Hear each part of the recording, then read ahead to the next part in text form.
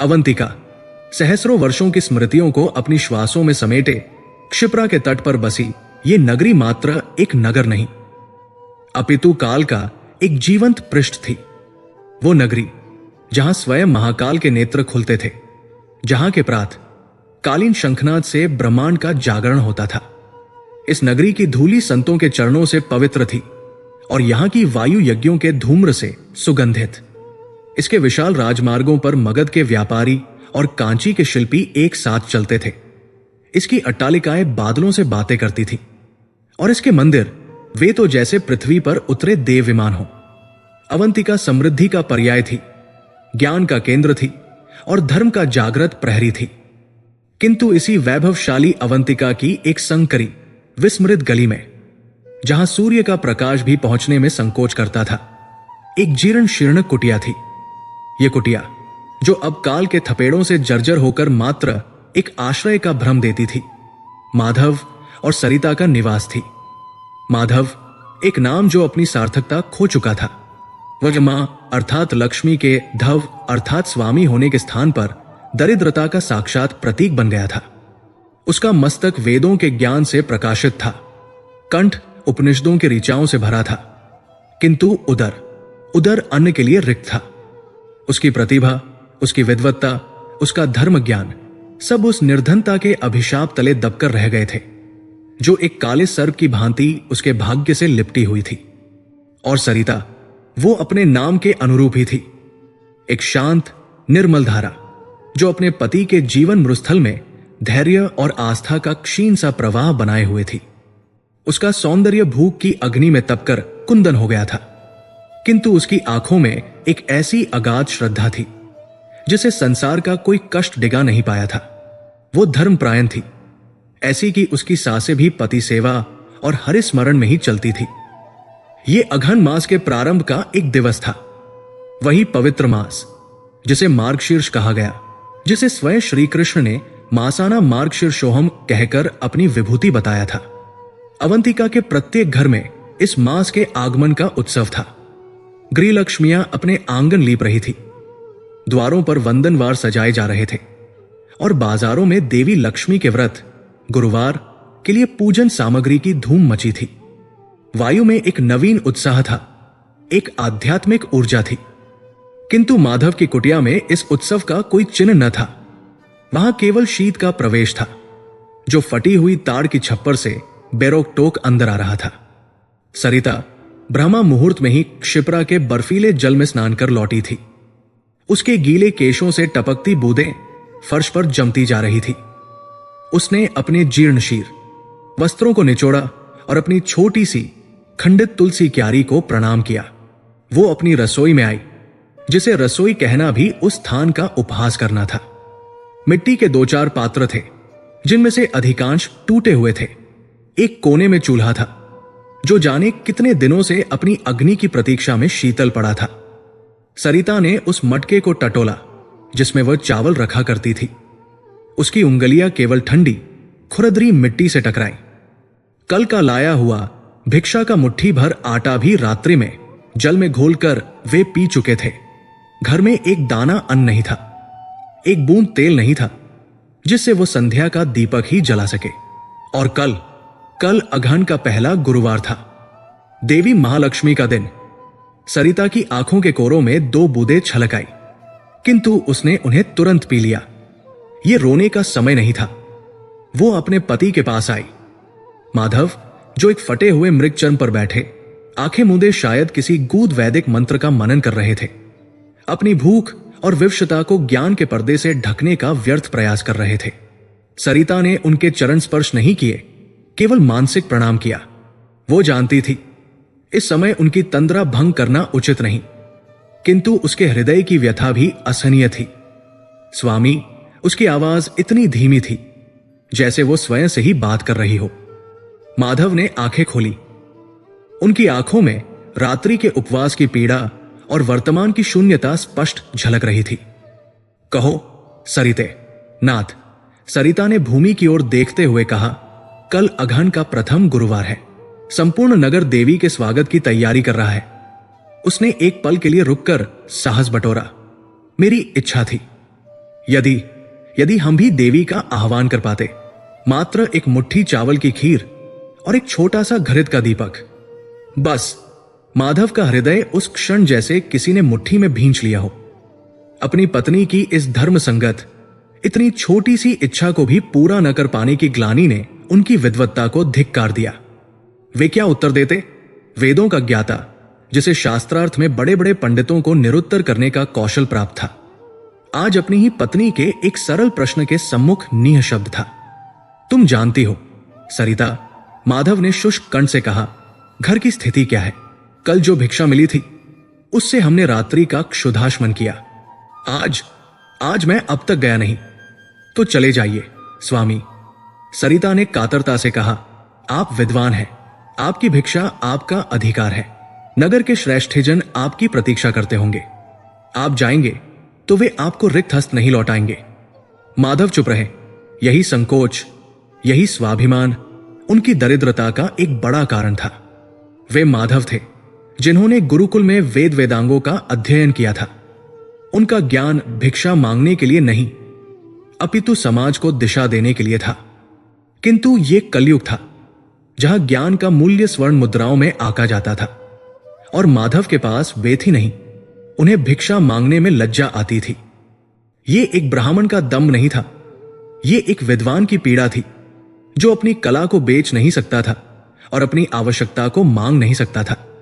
मैं प्रयास करूंगा, माधव ने कहा, और बिना सरिता की ओर देखे अपना एकमात्र उत्तरीय चादर कंधे पर डाला और कुटिया से बाहर निकल गए। सरिता उन्हें जाते हुए देखती रही। वो जानती थी वे कहां जाएंगे। वे पहले महाकाल के मंदिर जाएंगे, फिर क्षिप्रा के घाट पर बैठेंगे और सूर्य ढलने तक शास्त्र चिंतन करते रहेंगे। वे किसी के द्वार पर जाकर भिक्षा देही नहीं कह पाएंगे। उनका स्वाभिमान उन्हें यह करने नहीं देगा। दोपहर हो गई, सूर्य सिर पर तप रहा था, किंतु माधव की कुटिया के भीतर अघन की शीत लहर दौड़ रही थी। सरिता ने जल पीकर अपनी क्षुधा को शांत करने का प्रयास किया। उसने अपनी एक उंगली से आंगन की गीली मिट्टी पर श्री का चिन्ह बनाया। यह देवी लक्ष्मी के व्रत की उसकी मानसिक तैयारी थी। हे मां, उसने मन ही मन कहा, यदि मेरे पति सायंकाल तक कुछ ले आए तो मैं आपका व्रत अवश्य करूंगी, और यदि न भी ला पाए तो मेरा यह उपवास ही मेरी पूजा समझना। उधर माधव, जैसा सरिता ने सोचा था, क्षिप्रा के रामघाट पर बैठे थे। जल में अपनी परछाई देखते हुए वे सोच रहे थे, क्या दोष था मेरा? मैंने तो जीवन में कोई पाप नहीं किया। गुरुकुल के नियमों का अक्षरशः पालन किया, अपने धर्म से कभी च्युत नहीं हुआ। फिर ये घोर दरिद्रता क्यों? क्या मेरे पूर्वजन्मों का कोई पाप है? उनके कानों में बाजार का कोलाहल आ रहा था। लोग अघन के गुरुवार के लिए खरीदारी कर रहे थे। कोई घी के पात्र ले जा रहा था, कोई कमलगट्टे, कोई नवीन वस्त्र। और माधव के पास अपनी पत्नी को देने के लिए एक मुट्ठी चावल भी नहीं थे। ये ग्लानि उन्हें भिक्षा मांगने के संकोच पर भारी पड़ी। वे उठे, आज मैं अपनी पत्नी के लिए, अपने धर्म के लिए इस संकोच को तोड़ दूंगा, उन्होंने निश्चय किया। वे बाजार की ओर चले। अपने ससुर, जो एक समय अवंतिका के जाने माने आचार्य थे, उनसे मिले उत्तरीय से अपने मुख को कुछ कुछ ढकते हुए वे एक धनी व्यापारी के विशाल भवन के सामने आकर रुके। द्वार पर स्वस्तिक बना था। माधव ने अपना दाहिना हाथ उठाया। उनका कंठ सूख गया। वे शब्द भिक्षा देही, जो उनके पूर्वजों ने सहस्रों बार उच्चारित किए थे, उनके गले में ही फंस कर रह गए। तभी भीतर से व्यापारी का मुनीम निकला। उसने माधव को फटेहाली में देखा। क्या है, यहां क्यों खड़े हो?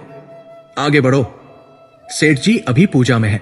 माधव को यह अपमान तीर की तरह चुभा। वे कुछ न कह सके। वे चुपचाप पलट गए। उनकी विद्वत्ता, उनका ज्ञान, उनका निश्चय सब उस एक झिड़की से परास्त हो गया। वे खाली हाथ, बुझे हुए मन से सूर्य के अस्त होने के साथ ही अपनी कुटिया की ओर लौट पड़े। जब वे कुटिया के द्वार पर पहुंचे तो भीतर घना अंधकार था। सरिता एक कोने में सिमटी बैठी थी। उसे अपने पति के कदमों की आहट से ही पता चल गया था कि वे रिक्त हस्त लौटे हैं। तेल के अभाव में आज घर में दीपक भी नहीं जला था। अघन के प्रथम गुरुवार की पूर्व संध्या घोर अंधकार में डूबी हुई थी। माधव ने कुछ नहीं कहा। वे चुपचाप अपने आसन पर जाकर बैठ गए। सरिता उठी, वो जल का एक लोटा लेकर आई। जल ग्रहण करे स्वामी। माधव ने जल का घूंट भरा। वो जल नहीं, आज उनके संकोच और उनकी विवशता का घूंट था। दोनों चुप थे, शब्द थे ही नहीं, केवल भूख, ठंड और एक गहरी अथाह निराशा उस कुटिया में व्याप्त थी। रात्रि का दूसरा प्रहर आरंभ हो चुका था। अवंतिका नगरी दीपों से जगमगा रही थी। अपने अपने घरों में लोग मिष्ठान्न का भोग लगा रहे थे और यहां ये ब्राह्मण दंपत्ति पानी पीकर सोने की तैयारी कर रहा था। सरिता ने कहा, स्वामी आप विश्राम करें, कल का सूर्य एक नया मार्ग अवश्य दिखाएगा। माधव ने केवल एक गहरी सांस ली। वे लेटने ही वाले थे कि तभी खट खट खट द्वार पर एक शांत किंतु सुदृढ़ दस्तक हुई। माधव और सरिता दोनों चौंक गए। इतनी रात्रि गए, इस निर्धन की कुटिया में कौन आ सकता है? चोर भी यहां आकर निराश ही लौटता। माधव ने शंकालु स्वर में पूछा, कौन है? बाहर से एक गंभीर मेघ गर्जना के समान किंतु अपार करुणा से भरा स्वर आया, अतिथि। अतिथि, ये एक शब्द ही माधव के सोए हुए धर्म को जगाने के लिए पर्याप्त था। अतिथि देवो भव। वे अपनी समस्त पीड़ा, अपनी भूख, अपनी निराशा भूलकर द्वार की ओर लपके। उन्होंने अपनी जर्जर कुटिया का कपाट खोला। बाहर जो दृश्य था उसने माधव को स्तब्ध कर दिया। द्वार पर एक तेजवान सन्यासी खड़े थे। उनका कद सामान्य से अधिक था। जटाएं एक जोड़े में बंधी थी। भाल पर त्रिपुंड दमक रहा था। उन्होंने मृगचर्म नहीं अपितु गेरुआ वस्त्र धारण किया था, जो उस अंधकार में भी स्वयं प्रकाशमान हो रहे थे। उनके दाहिने हाथ में एक दमकता हुआ कमंडलू और बाएं हाथ में एक ब्रह्मदंड था। किंतु सबसे अधिक सम्मोह थी उनकी आंखें। वे आंखें जैसे ब्रह्मांड की गहराइयों को समेटे हुए थी। उनमें अपार शांति थी, किंतु एक ऐसी तीक्ष्णता भी थी जो माधव के आर पार देख रही थी। सन्यासी के मुख पर एक दिव्य तेज था जो कुटिया के अंधकार को चीर रहा था। माधव ने उनके चरणों में गिरकर साष्टांग प्रणाम किया। महात्मन, मेरा अहोभाग्य, मेरी कुटिया आज पवित्र हो गई। पधारिए प्रभु। सन्यासी मुस्कुराए, एक ऐसी मुस्कान जिसमें इस विश्व का सारा रहस्य छिपा हो। वे बिना किसी संकोच के कुटिया के भीतर आए और उस शीतल भूमि पर ही पालथी मारकर बैठ गए, जैसे वह कोई राज सिंहासन हो। सरिता, जो घूंघट की ओट से ये सब देख रही थी, ने वहीं से सन्यासी को दंडवत किया। माधवन ने हाथ जोड़कर लज्जा से सिर झुकाए कहा, प्रभु आप हमारे अतिथि हैं, किंतु इस अभागे के पास आपको अर्पित करने के लिए न अन्न का एक दाना है, न जल के अतिरिक्त कुछ और। मुझे क्षमा करें, मैं एक पापी गृहस्थ हूं जो अतिथि धर्म का पालन भी नहीं कर सकता। सन्यासी की दृष्टि माधव पर स्थिर रही। उन्होंने कुछ पल के लिए अपनी आंखें मूंदी। फिर उन्होंने कुटिया के उस कोने की ओर देखा जहां सरिता की खाली रसोई थी। उन्होंने उस कोने को देखा जहां सरिता ने दिन में मिट्टी से श्री बनाया था। सन्यासी ने भिक्षा नहीं मांगी। वे तो जैसे कुछ देने आए थे। उनका स्वर पुनः गूंजा, जो उस छोटी सी कुटिया में नहीं अपितु माधव के अंतःकरण में प्रतिध्वनित हो रहा था। माधव, उन्होंने पुकारा और माधव चौंक गया, क्योंकि उन्होंने उसका नाम पूछा ही नहीं था। तुम्हारी दरिद्रता तुम्हारे कर्मों का फल नहीं है पुत्र। माधव ने विस्मय से उनकी ओर देखा। तो फिर क्या है प्रभु? मेरा ये कौन सा प्रारब्ध है? सन्यासी की दृष्टि गंभीर हो गई। वे माधव की आंखों में सीधे देखते हुए बोले, ये तुम्हारे कर्मों का नहीं, तुम्हारे पूर्वजों द्वारा किए गए एक घोर अपमान का फल है।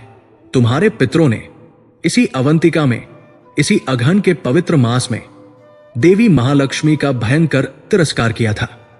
माधव का शरीर कांप गया। सरिता का घूंघट गिर गया। हमारे पूर्वज और देवी का तिरस्कार? ये असंभव है महात्मन। हमारा कुल तो सदा से धर्मपरायण रहा है। सन्यासी ने ब्रह्मदंड को भूमि पर स्थापित किया। सत्य को सुनो माधव, बहुत पीढ़ियों पहले तुम्हारा ही एक पूर्वज, जो ज्ञान में तुमसे भी अधिक प्रखर और धन में कुबेर के समान था, अहंकार के मद में चूर था।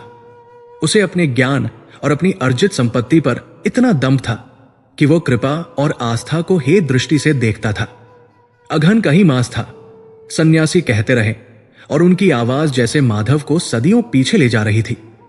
और देवी जो करुणावश अपने भक्तों का परीक्षण करने आती है, एक अतिवृद्धा कुष्ठ पीड़ित भिखारिन का वेश धरकर तुम्हारे उस पूर्वज के द्वार पर गई। तब भी गुरुवार का ही दिन था। देवी ने उससे कहा, पुत्र, आज अघन का व्रत है, मुझे केवल एक मुट्ठी चावल दे दो, मैं देवी का भोग लगाना चाहती हूं। किंतु जानते हो माधव, तुम्हारे उस अहंकारी पूर्वज ने क्या किया? सन्यासी की आवाज में क्रोध नहीं, अपार दुख था। उसने उस वृद्धा को धिक्कारा। उसने कहा, अरे भिखारिन, मेरे पास मूर्खों के व्रत और पाखंड के लिए अन्न नहीं है। मैं कर्म में विश्वास करता हूं, इन देवों की चाटुकारिता में नहीं। मेरा धन मेरा पौरुष है, किसी की कृपा नहीं। भाग यहां से, नहीं तो द्वारपालों से कहकर तेरी ये टूटी लाठी भी तुड़वा दूंगा। और उसने देवी को, जो वृद्ध वेश में थी, धक्का देकर अपने द्वार से गिरा दिया। सन्यासी एक पल को रुके। कुटिया में सन्नाटा इतना गहरा था कि माधव और सरिता को अपने हृदय के धड़कने की आवाज भी स्पष्ट सुनाई दे रही थी। देवी लक्ष्मी, सन्यासी ने अपनी बात पूरी की। जो स्वयं करुणा की सागर है, उन्होंने उस मूर्ख को शाप नहीं दिया, वे केवल मुस्कुराई। किंतु उनकी उस मुस्कान में इतनी पीड़ा थी कि वे वहीं से अंतर्धान हो गई। उन्होंने शाप नहीं दिया माधव, किंतु उनका वह अपमान, उनका वह तिरस्कार तुम्हारे कुल के भाग्य पर एक अभिशाप बनकर चिपक गया। जिस क्षण देवी का अपमान हुआ, उसी क्षण तुम्हारे पूर्वज का सारा ज्ञान लुप्त हो गया, उसकी सारी संपत्ति नष्ट हो गई। और उस दिन से तुम्हारी पीढ़ियों पर यह श्रीहीनता का अभिशाप लग गया। तुम ज्ञान अर्जित करते हो, किंतु वो तुम्हें ऐश्वर्य नहीं देता। तुम धर्म पर चलते हो, किंतु तुम्हें शांति नहीं मिलती। तुम माधव, लक्ष्मीपति होकर भी अमाधव, लक्ष्मीहीन बने हुए हो। सन्यासी ने अपनी तीक्ष्ण दृष्टि माधव और फिर सरिता पर डाली। ये दरिद्रता उसी अपमान का फल है। तुम दोनों उस शाप की अंतिम सबसे निर्बल कड़ी हो। यही कारण है कि जैसे ही अघन का मास आता है, तुम्हारी पीड़ा चरम पर पहुंच जाती है। यही कारण है कि सरिता के मन में व्रत की प्रबल इच्छा तो जागती है, किंतु उसके लिए साधन नहीं जुट पाते। ये सब उसी पुरातन अपमान का परिणाम है जो तुम्हारे रक्त में बह रहा है। माधव और सरिता जड़वत हो गए थे। ये रहस्योद्घाटन उनकी कल्पना से भी परे था। ये उनकी निर्धनता से भी अधिक भयंकर सत्य था। सन्यासी ने अपना कमंडलू उठाया और खड़े होने को उद्यत हुए। उनकी आंखों में वही भेदक दृष्टि थी। अब प्रश्न यह है माधव, उन्होंने कहा, और उनकी आवाज उस ठंडी रात में एक अंतिम निर्णय की तरह गूंजी, कि क्या तुम और तुम्हारी ये धर्मपरायण पत्नी अपने पूर्वजों के उस पाप का प्रायश्चित करके इस अभिशाप का अंत करना चाहते हो? सन्यासी जा चुके थे। उनके जाने के बाद वो जीर्ण शीर्ण कुटिया एक अकल्पनीय सन्नाटे में डूब गई थी। वो सन्नाटा रात्रि के अंधकार से भी अधिक भारी, अधिक घना और अधिक शीतल था। माधव और सरिता दोनों जैसे पत्थर के हो गए थे। सन्यासी के शब्द, तुम्हारी पीढ़ियों पर यह श्रीहीनता का अभिशाप लग गया है, अभी भी उस कुटिया की दीवारों से टकराकर गूंज रहे थे। यह रहस्योद्घाटन उनकी निर्धनता की पीड़ा से सहस्र गुना अधिक कष्टदायी था। दरिद्रता को वे अब तक अपना प्रारब्ध, अपने किसी पूर्वजन्म का फल मानकर धैर्य धरे हुए थे, किंतु यह जानना कि वे अपने ही पूर्वज के एक घोर पाप, एक अक्षम्य अहंकार का दंड भुगत रहे थे, ये उनके अस्तित्व को झकझोर गया था। उनका वर्तमान, उनका ये निष्फल ज्ञान, उनकी ये धर्मपरायणता सब व्यर्थ था, क्योंकि वे एक शापित रक्तरेखा की अंतिम सबसे दुर्बल कड़ी थे। सरिता, जो अब तक प्रत्येक दुख को आस्था की चादर से ढक लेती थी, आज पहली बार भय से कांप रही थी। उसका घूंघट खिसक चुका था और उसकी बड़ी बड़ी आंखों में अब जल नहीं, एक अनजाना आतंक तैर रहा था। स्वामी, उसकी आवाज एक टूटे हुए तार की तरह झंझनाई। ये क्या कह गए महात्मन? देवी का तिरस्कार हमारे कुल से? इसका अर्थ है कि हम चाहे कितना भी धर्म कर्म कर ले, देवी हमसे सदा रुष्टि रहेंगी। हमारा कोई उद्धार नहीं। माधव, जो स्वयं इस वज्रपात से स्तब्ध थे, अपनी पत्नी की इस टूटती हुई अवस्था को देखकर सचेत हुए। वे वेदों के ज्ञाता थे, तर्क और मीमांसा उनका क्षेत्र था। उनका मस्तिष्क सन्यासी के प्रत्येक शब्द का विश्लेषण कर रहा था। शाप, अघनमास, देवी का अपमान, यह सब एक भयंकर पहेली की तरह जुड़ रहा था। उन्हें अब समझ आया कि क्यों उनका ज्ञान उन्हें कभी तृप्ति नहीं दे पाया, क्यों उनकी पूजा कभी फलित नहीं हुई। वे एक ऐसे वृक्ष की शाखा थे जिसकी जड़ें ही अभिशप्त थी। वे घुटनों के बल सरिता के पास आए। उन्होंने उसका कांपता हुआ हाथ अपने हाथ में लिया। नहीं सरिते, उनके स्वर में ज्ञान की दृढ़ता नहीं, वरन एक साथी यात्री का संबल था। यदि ऐसा ही होता, यदि उद्धार का कोई मार्ग न होता, तो वे तेजवान सन्यासी हमें यह रहस्य बताने आते ही क्यों? उनका आना, उनका हमें यह गूढ़ सत्य बताना, यह स्वयं में एक संकेत है। उन्होंने सरिता की आंखों में झांका। उन्होंने हमसे एक प्रश्न पूछा था, सरिता, क्या तुम्हें स्मरण है? क्या तुम इस अभिशाप का अंत करना चाहते हो? यह प्रश्न उस अंधकार में एक दिए की तरह जला। हां, वे मात्र रहस्य बताकर नहीं गए थे, वे एक संभावना का बीज फेंक गए थे, वे एक चुनौती दे गए थे। सरिता ने अपनी आंखें पोंछी। चाहते हैं स्वामी, इस अभिशप्त जीवन से तो मृत्यु भली। यदि हमारे पूर्वजों के पाप का प्रायश्चित हमारे इस तुच्छ जीवन से हो सकता है, तो हम वह करने को तत्पर हैं। तो फिर सुनो, माधव ने दृढ़ता से कहा, अब यह मात्र दरिद्रता से मुक्ति का प्रश्न नहीं है सरिता, यह हमारे कुल की मुक्ति का, हमारे पितरों के उद्धार का प्रण है। कल अगहन का पहला गुरुवार है। कल से ही हमारा यह प्रायश्चित आरंभ होगा।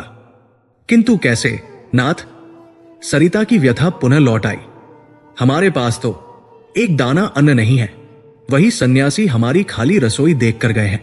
हम कैसे करेंगे देवी का आह्वान, जब हमारे पूर्वज ने उन्हें द्वार से ही धकेल दिया था?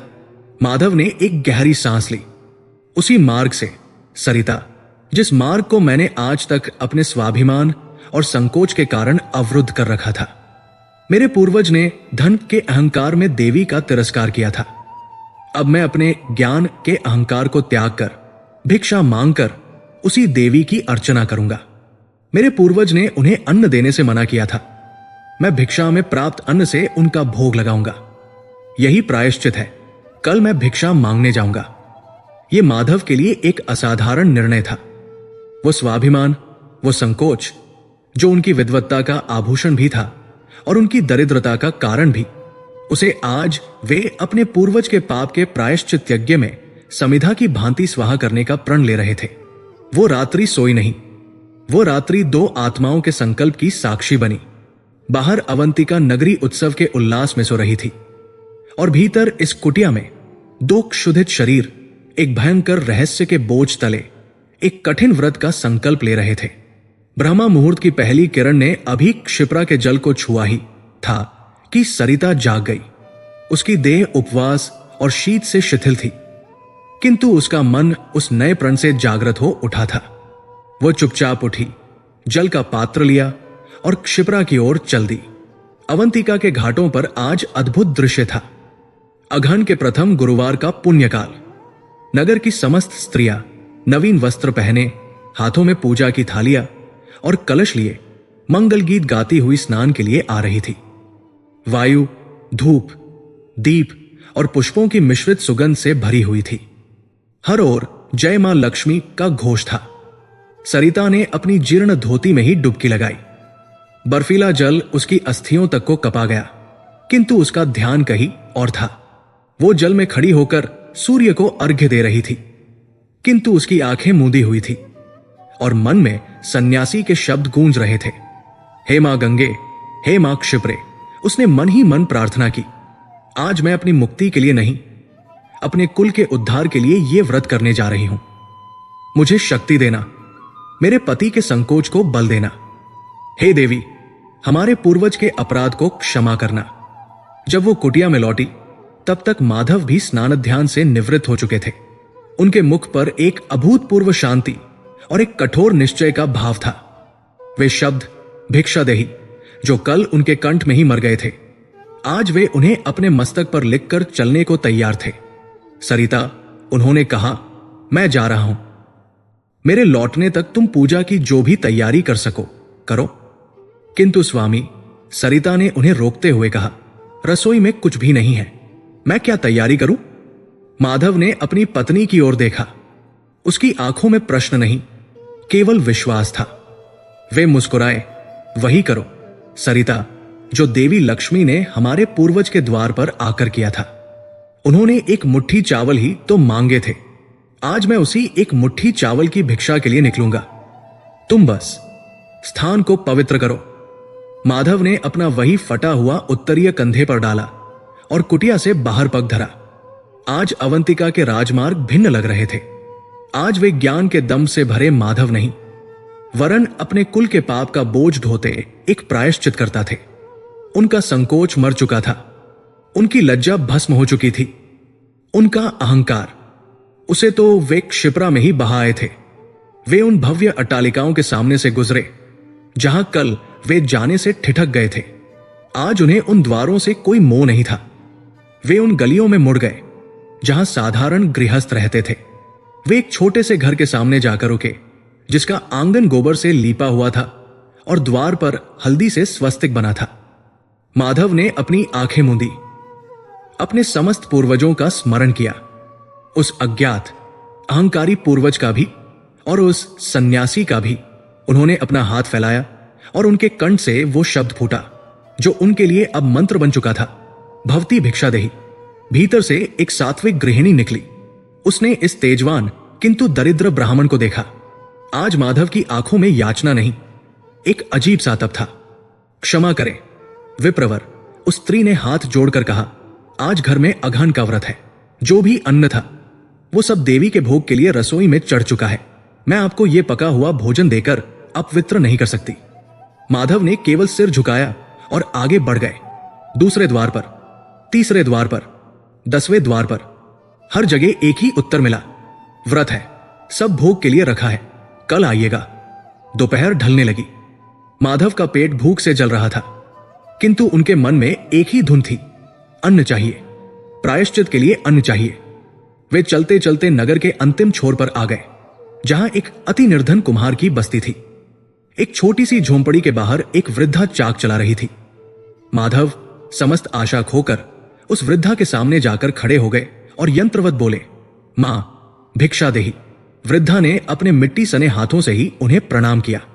अरे बेटा, तुम तो ब्राह्मण देवता लगते हो। मेरे अहोभाग्य, पर मेरे पास तुम्हें देने को फूटी कौड़ी भी नहीं है।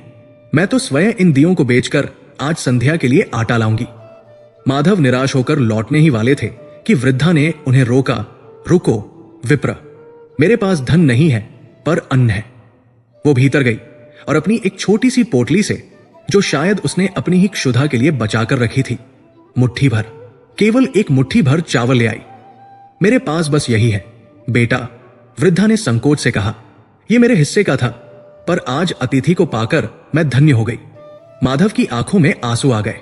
उन्होंने उस वृद्धा में साक्षात अन्नपूर्णा को देखा। उन्होंने झुककर वो चावल अपने उत्तरीय में ले लिए। वे इतने कम थे कि अंजुलि भी न भरे, किंतु माधव को लगा जैसे उन्होंने कुबेर का भंडार पा लिया हो। तुम्हारी जय हो मां, कहकर वे अपनी कुटिया की ओर भागे। इधर सरिता ने भी चमत्कार कर दिया था। उसने पूरी कुटिया को क्षिप्रा की मिट्टी से लिपा। यद्यपि वस्त्र नहीं थे, किंतु उसने हर कोने को जल छिड़क कर पवित्र किया। आंगन में जहां उसने कल मिट्टी से श्री बनाया था, आज उसने उसे हल्दी से, जो उसने एक पड़ोसी से याचना कर मांगी थी, पुनः चित्रित किया। वो पूजा का भोग तैयार करने रसोई में गई। रसोई खाली थी। वो जानती थी माधव कुछ न कुछ अवश्य लाएंगे। उसकी दृष्टि एक कोने में पड़े वर्षों पुराने कालिक पुते मिट्टी के एक दिए पर गई।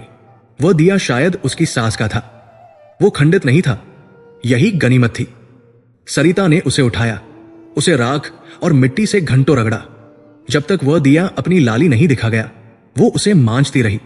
अब प्रश्न था तेल और बाती का। उसने अपनी पहनी हुई धोती का, जो पहले ही सैकड़ों पैबंदों से भरी थी, एक किनारा फाड़ा। उसके सूत को अपनी जांग पर बटना शुरू किया। घंटों की मेहनत के बाद उन सड़े हुए धागों से एक छोटी सी क्षीण सी बाती तैयार हुई। किंतु तेल कहां से आता? वो पड़ोस में गई जहां से हल्दी लाई थी। उस घर की स्वामिनी व्रत की तैयारी कर रही थी। बहन, सरिता ने हाथ जोड़कर कहा, आज मेरे घर भी देवी का दिया जलेगा। क्या मुझे अपने दिए में से केवल एक बूंद, बस एक बूंद तेल दे सकती हो? उस स्त्री ने सरिता को देखा। उसकी आंखों में उपहास नहीं, दया थी। एक बूंद से क्या होगा सरिता, ले, ये 2 बूंद ले जा। पर तेरा ये दिया कब तक जलेगा? जब तक मेरी आस्था है, सरिता ने दृढ़ता से कहा, और वो 2 बूंद तेल जो किसी पत्ते पर टपक रही थी उसे संभाल कर ले आई। जैसे ही उसने कुटिया में प्रवेश किया, माधव भी सामने से आ गए। दोनों ने एक दूसरे को देखा। माधव ने अपने उत्तरीय का छोर खोला। उसमें वे मुट्ठी भर गिनती के चावल थे। सरिता की आंखें भर आई। आज ये भिक्षा नहीं थी, ये उनके प्रायश्चित की पहली किश्त थी। उसने उन चावलों को गंगा जल, क्षिप्रा जल से धोया। उन्हें पकाया नहीं, क्योंकि ईंधन नहीं था। उसने उन्हें वैसे ही कच्चे एक टूटे हुए मिट्टी के पात्र में रखा। ये उसका नैवेद्य था। संध्या हो चली, गोधूली की वेला थी। सरिता ने उस दिए में वो 2 बूंद तेल डाला। वो स्वयं निर्मित बाती भिगोई। उसने दिए को हल्दी से बने श्री पर स्थापित किया। माधव ने अग्नि प्रज्वलित की। जैसे ही सरिता ने बाती को अग्नि का स्पर्श दिया, वो जल उठी, एक क्षीण कांपती हुई लौ, जो उस घोर अंधकार में जैसे किसी तारे की तरह टिमटिमा रही थी। उस एक दिए के प्रकाश में वह दरिद्र कुटिया किसी मंदिर की भांति पवित्र हो उठी। माधव और सरिता हाथ जोड़कर उस श्री के सम्मुख बैठ गए। उन्होंने उस मुट्ठी भर चावल के भोग को सामने रखा। आज उनका हृदय श्रद्धा और एक अज्ञात आशा से भरा हुआ था। वे अपने पूर्वज के पाप का प्रायश्चित करने जा रहे थे। माधव ने आंखें मूंदी। उन्होंने देवी लक्ष्मी के आह्वान का पहला मंत्र श्री हरिश्री का उच्चारण करने के लिए अपना मुख खोला ही था। ख रोज द्वार पर एक कर्कश ध्वनि हुई। माधव और सरिता ने चौंक कर आंखें खोली। उनकी कुटिया का वो जर्जर द्वार, जिसे उन्होंने केवल अड़ाया था, एक झटके से खुला।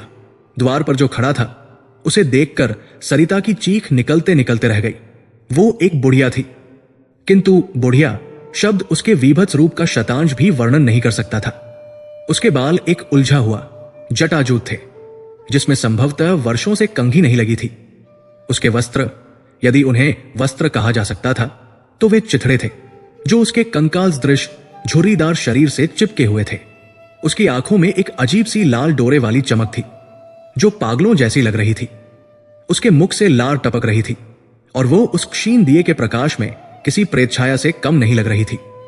माधव कुछ कह पाते, इससे पहले ही वो बुढ़िया एक घुरघुराती हुई आवाज निकालकर उस भोग की ओर झपटी।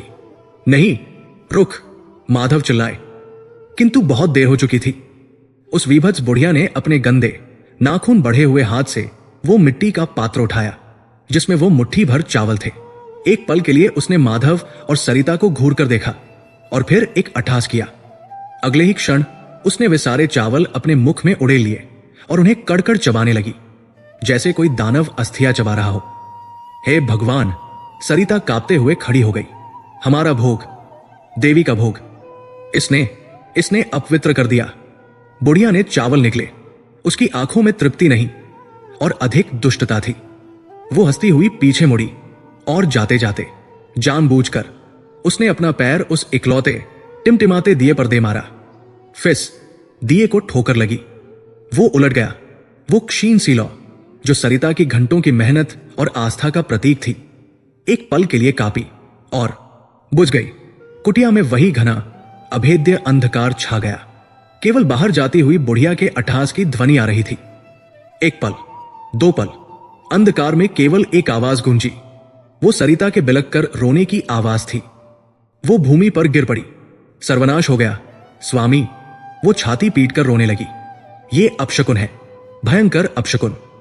हमारा व्रत, हमारा पहला ही व्रत खंडित हो गया। देवी का भोग एक पिशाचिनी ने झपट लिया। दिया बुझ गया। हमारा प्रायश्चित स्वीकार नहीं हुआ। वो सन्यासी, उन्होंने हमें सत्य नहीं बताया। ये शाप और गहरा हो गया है। हम कभी मुक्त नहीं होंगे। सरिता का विलाप उस अंधकार को और भी भयावह बना रहा था। उसे लग रहा था कि वो बुढ़िया कोई और नहीं, बल्कि उनके कुल पर लगा वो शाप ही था, जो मूर्तिमान होकर उन्हें चिढ़ाने आया था। माधव स्वयं जड़वत खड़े थे। उनकी आंखों के सामने वो पूरा दृश्य घूम रहा था। बुढ़िया का आना, भोग झपटना, और दिए को ठोकर मारना।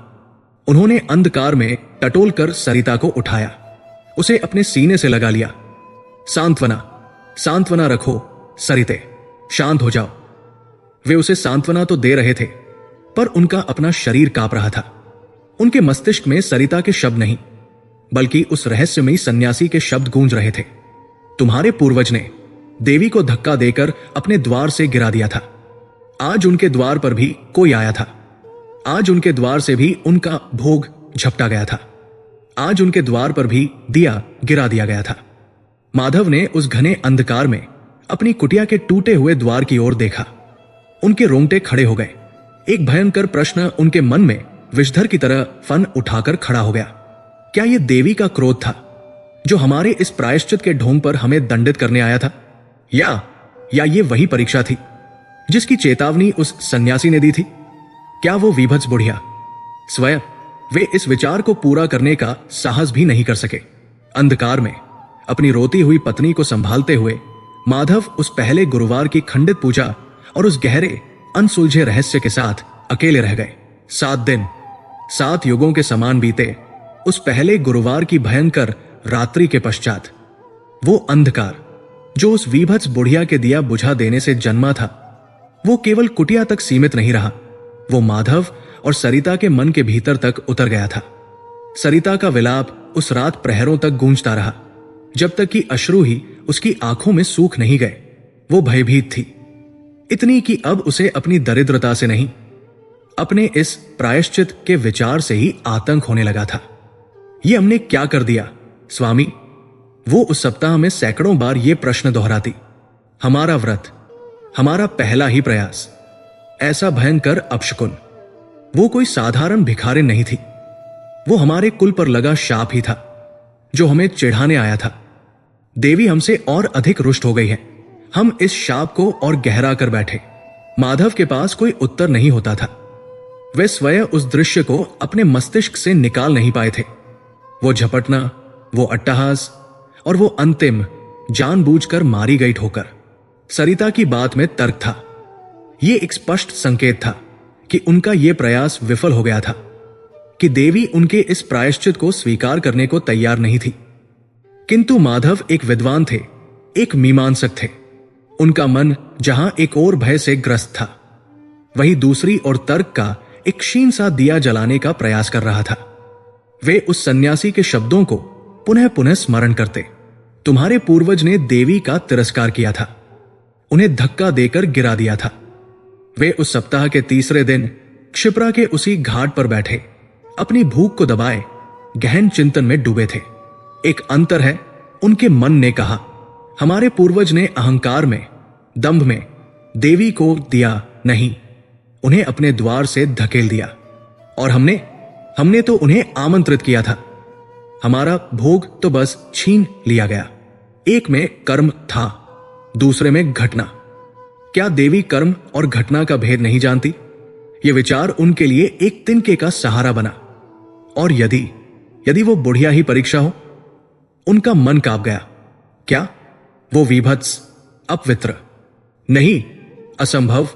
किंतु उनके भीतर का तार्किक पुनः बोला, देवी ने भी तो एक वृद्धा कुष्ठ पीड़ित भिखारिन का ही वेश धरा था। क्या हमारा पूर्वज उन्हें पहचान पाया था? नहीं, तो क्या हम पहचान पाए? हम तो भय से ही जड़ हो गए। हम न उसे रोक पाए, न उसे कुछ कह पाए। हम बस रोने लगे। ये बोध माधव के लिए एक झटका था। हमारा व्रत, हमारा प्रायश्चित, वो चावल का भोग नहीं था, वो हमारी प्रतिक्रिया थी। और हम उस परीक्षा में विफल हो गए। हम भयभीत हो गए, हम रोने लगे। हमने इसे अपशकुन मान लिया। हमने देवी की लीला को नहीं, अपने दुर्भाग्य को देखा। उस संध्या जब वे कुटिया में लौटे तो उनके मुख पर एक नई दृढ़ता थी। सरिता एक कोने में उस बुझ चुके दिए के स्थान को शून्य दृष्टि से ताक रही थी। सरिता, माधव ने अपने स्वर को जितना हो सके शांत बनाते हुए कहा। सरिता ने अपनी भावहीन आंखें उठाई। हम पुनः प्रयास करेंगे। सरिता के मुख पर भय लौट आया। नहीं स्वामी, नहीं, मैं पुनः वो सब नहीं देख पाऊंगी। हम भूखे रह लेंगे, हम इसी शाप में मर जाएंगे। पर मैं देवी के इस क्रोध को पुनः आमंत्रित नहीं कर सकती। यह क्रोध नहीं था सरिता, माधव ने उसके पास बैठकर कहा। यह परीक्षा थी और हम उसमें अनुत्तीर्ण हो गए। हमारे पूर्वज ने अहंकार में उन्हें भगाया और हमने भय में उन्हें अपशकुन मान लिया। दोनों ही स्थितियों में हमने देवी को पहचाना नहीं, पर वो दिया बुझा गई। सरिता ने कांपते हुए कहा, हां, बुझा गई। माधव ने स्वीकार किया, क्योंकि हमारा निश्चय अभी कच्चा था।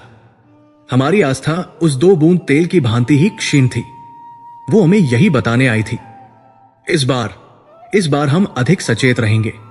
हम अपने व्रत को, अपनी आस्था को किसी वीभत्स रूप से भयभीत नहीं होने देंगे। माधव के तर्कों ने और उनके निश्चय ने सरिता के भीतर भी आशा की एक मृतप्राय चिंगारी को हवा दे दी।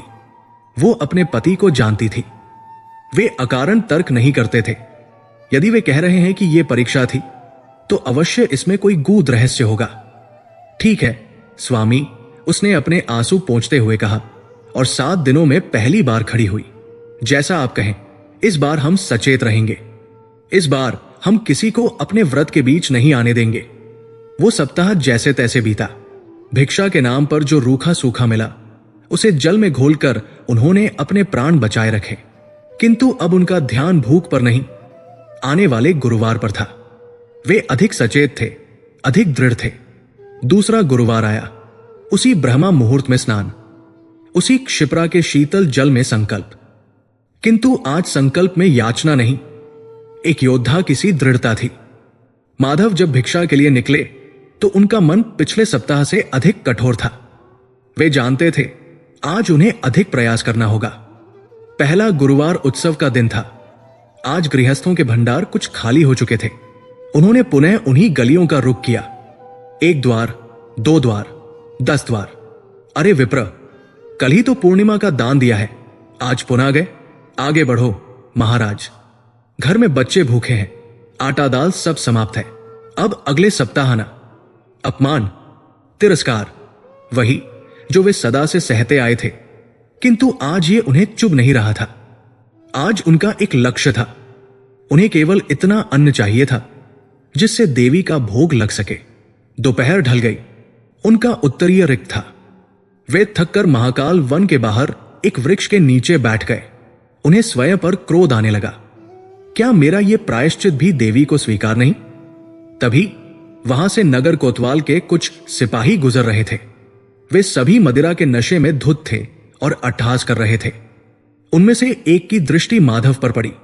अरे देखो, साक्षात बृहस्पति देव यहां तपस्या में लीन है, उसने व्यंग्य किया। दूसरे सिपाही ने अपनी कमर में बंधी एक छोटी सी पोटली खोली, जिसमें से उसने मार्ग में चबाने के लिए थोड़ा सत्तू, भुना हुआ आटा रखा था। लो पंडित जी, उसने वो पोटली माधव की ओर फेंकते हुए कहा, खाओ पियो और वन में भजन करो। नगर में तुम्हारी विद्वत्ता का कोई मूल्य नहीं। वो पोटली माधव के चरणों में आकर गिरी। उसमें थोड़ा सा आटा था, वो आटा जो भिक्षा में नहीं उपहास में फेंका गया था। माधव ने एक पल के लिए अपनी आंखें मूंदी। उन्होंने अपने स्वाभिमान को, अपनी विद्वत्ता के अंतिम दंभ को भी उस क्षण पी लिया। वे झुके और उस पोटली को उठा लिया। सदा विजयी रहो, उन्होंने उन सिपाहियों को आशीर्वाद दिया जो उनके इस व्यवहार पर और जोर से हंसते हुए आगे बढ़ गए। माधव ने उस आटे को अपने मस्तक से लगाया, जिस भी रूप में दिया। मां, तूने आज भी मुझे रिक्त हस्त नहीं लौटाया। जब वे कुटिया पहुंचे, सरिता उनकी प्रतीक्षा में द्वार पर ही खड़ी थी। उसकी दृष्टि सीधे माधव के हाथों में बंधी उस छोटी सी पोटली पर गई। मिल गया स्वामी, उसकी आवाज में आशा थी। माधव ने पोटली उसके हाथों में रख दी। हां सरिता, जैसा भी मिला, पर देवी की कृपा से मिल गया। सरिता ने उस आटे को देखा। वो 2 रोटियों के लिए भी पर्याप्त नहीं था, किंतु उसने कोई शिकायत नहीं की।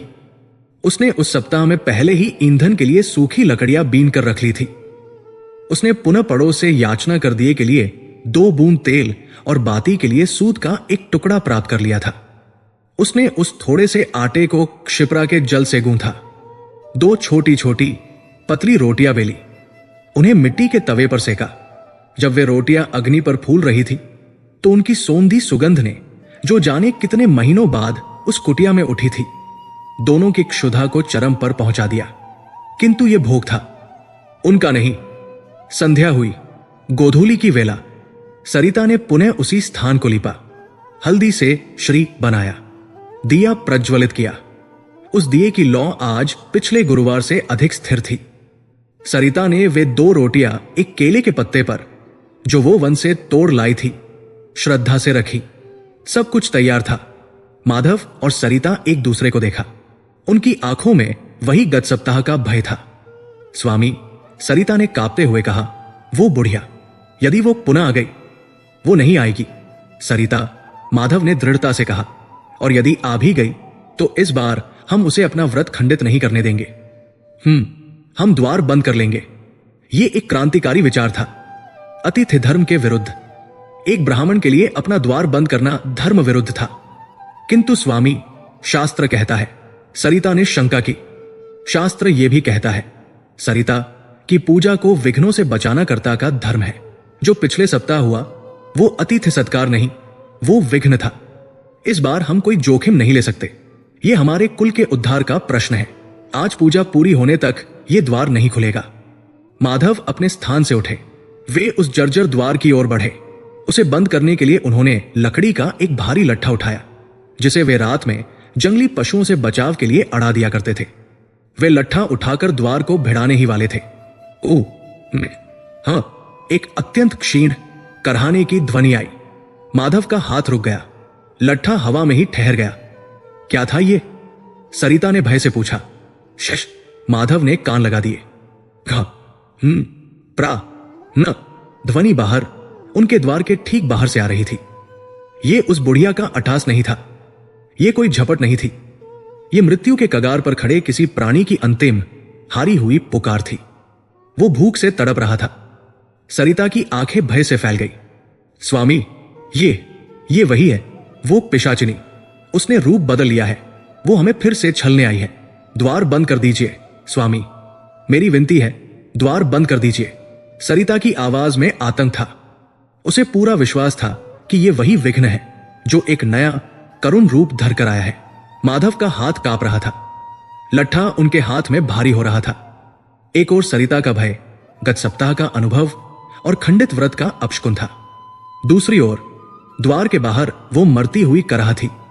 स्वामी, सरिता चीखी जब कराह की ध्वनि पुनः आई। माधव एक धर्म संकट में थे। पूजा बचाए या अतिथि धर्म निभाए? यदि ये विघ्न है तो द्वार बंद करना ही उचित है। किंतु यदि ये सचमुच कोई मरता हुआ प्राणी है, कौन हो तुम? माधव ने द्वार से ही चिल्लाकर पूछा। उत्तर में केवल एक और पीड़ा भरी कराह सुनाई दी, जो अब और भी धीमी पड़ गई थी, जैसे किसी के प्राण छूट रहे हों। माधव ने लट्ठे को देखा, फिर पूजा में रखी उन 2 रोटियों को देखा। क्या करूं? उन्होंने मन ही मन सन्यासी को पुकारा। मार्ग दिखाओ, क्या यह परीक्षा है या यह विघ्न है? और तभी उन्हें सन्यासी के वे शब्द स्मरण हो आए। तुम्हारे पूर्वज ने देवी को धक्का देकर द्वार से गिरा दिया था। माधव के रोंगटे खड़े हो गए। वो द्वार से गिरा रहा था। मैं द्वार बंद कर रहा हूं। उसने अन्न देने से मना किया। मैं अन्न की रक्षा के लिए कराह को अनसुना कर रहा हूं। उसने ये कर्म अहंकार में किया। मैं ये कर्म भय में कर रहा हूं। नहीं, माधव के भीतर से एक आवाज गूंजी। कर्म का फल एक ही है, द्वार बंद करना। नहीं, मैं अपने पूर्वज का पाप नहीं दोहराऊंगा।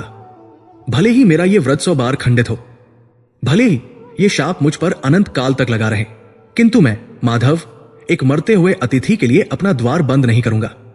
सरिता, उनका स्वर इतना दृढ़ था कि सरिता चौंक गई। यदि ये पिशाचिनी है तो हमारा कुछ नहीं बिगाड़ सकती, क्योंकि हम धर्म पर हैं। और यदि ये कोई सच्चा अतिथि है और हमने आज द्वार बंद कर दिया तो हम अपने पूर्वज से भी बड़े पापी कहलाएंगे। उन्होंने वो भारी लट्ठा एक ओर फेंक दिया और एक झटके में द्वार पूरा खोल दिया। बाहर जो दृश्य था वो पिछले सप्ताह से भी अधिक भयावह और करुण था। एक कुष्ठ रोगी, वो सचमुच भूमि पर पड़ा तड़प रहा था। उसका शरीर गल चुका था, अंगुलियां झड़ चुकी थी। वस्त्रों के नाम पर केवल गंदे चिथड़े थे जो उसके घावों से चिपक गए थे। उससे एक असनीय दुर्गंध आ रही थी। उसने अपनी आंखें, जो श्वेत हो चुकी थी, माधव की ध्वनि की दिशा में उठाई। भूख। कई दिनों से वो केवल इतना ही कह पाया। सरिता, जो माधव के पीछे खड़ी थी, ये वीभत्स दृश्य देखकर 2 पग पीछे हट गई। माधव एक पल के लिए जड़ रहे, फिर वे मुड़े। उन्होंने पूजा के आसन को प्रणाम किया, उस दिए को प्रणाम किया, और उन्होंने वो केले का पत्ता उठा लिया जिस पर वे 2 रोटियां, उनका सर्वस्व, उनका भोग रखा हुआ था। नहीं स्वामी, सरिता ने क्षीण स्वर में कहा, पर वो जानती थी कि अब बहुत देर हो चुकी है। माधव उस कुष्ठ रोगी के पास घुटनों के बल बैठ गए। उस दुर्गंध में सांस लेना भी कठिन था, किंतु माधव का ध्यान कहीं और था। अतिथि देव, माधव ने कहा, और उनके स्वर में अपार करुणा थी, हमारा भोग तो अब आप ही है। हम निर्धन ब्राह्मणों के पास इन 2 रोटियों के अतिरिक्त कुछ नहीं है, इसे स्वीकार करें। उस कुष्ठ रोगी ने अपनी मवाद भरी आंखें खोली। उसने उन 2 रोटियों को देखा, फिर उसने माधव को, सरिता को और कुटिया के भीतर जलते उस इकलौते दिए को देखा। वो समझ गया कि उसने क्या किया है। नहीं विप्र, उसने अपने क्षतविक्षत हाथों को जोड़ने का असफल प्रयास किया। ये तुम्हारा व्रत है। मैं पापी हूं। मेरे स्पर्श से तुम्हारा धर्म भ्रष्ट हो जाएगा। मुझे बस थोड़ा जल दे दो। अतिथि का धर्म सबसे बड़ा है, माधव ने कहा, और भूखे को अन्न देना यह देवी की पूजा से भी बढ़कर है। ग्रहण करो। उन्होंने वे रोटियां उस रोगी के हाथों में रख दी। रोगी ने कांपते हुए वे रोटियां ली। उसने उन्हें उस बुढ़िया की तरह झपटा नहीं। उसने उन्हें पहले अपने मस्तक से लगाया, उस स्थान से जहां कभी भ्रिकुटी रही होगी, और फिर वो धीरे धीरे एक एक ग्रास को चबाने लगा जैसे वो अमृत हो। जैसे जैसे रोटी उसके पेट में जा रही थी, एक अद्भुत दृश्य घटित होने लगा। उस रोगी की कराह शांत हो गई, उसके शरीर का कांपना बंद हो गया, उसके क्षतविक्षत चेहरे पर एक शांति छाने लगी। उसने दोनों रोटियां खा ली। उसने आंखें उठाई। माधव और सरिता, जो ये सब स्तब्ध होकर देख रहे थे, एक साथ कांप उठे। वे आंखें, वे उस कुष्ठ रोगी की मवाद भरी श्वेत आंखें नहीं थी। वे वही आंखें थी, तेजवान, गहरी, भेदक, जो उन्होंने उस रहस्यमयी सन्यासी की देखी थी। वो रोगी, जिसे कुछ क्षण पहले तक खड़ा होना भी दूभर था, वो बिना किसी सहारे के अपने पैरों पर सीधा तनकर खड़ा हो गया। उसका शरीर अभी भी कुष्ठग्रस्त था, किंतु उसकी भंगिमा किसी सम्राट जैसी थी। वो माधव की ओर देखकर मुस्कुराया, एक ऐसी मुस्कान जिसमें रहस्य और ज्ञान दोनों थे। तुमने द्वार बंद नहीं किया, माधव। उस रोगी की आवाज, जो अब कराह नहीं रही थी, बल्कि उस सन्यासी के समान ही गंभीर और मेघ गंभीर हो गई थी। और यह तुमने उचित ही किया। द्वार बंद करने से सत्य नहीं मिलता। वो एक पग पीछे हटा। तुम्हारे पूर्वज ने अन्न का तिरस्कार किया था। आज तुम्हारी परीक्षा अन्न की ही थी। तुमने आज अन्न दिया है। उसने एक पल के लिए विराम लिया। उसकी वे भेदक आंखें दिए की लौ में चमक रही थी। पर असली परीक्षा तो स्वर्ण की है, यह कहकर वो कुष्ठ रोगी मुड़ा।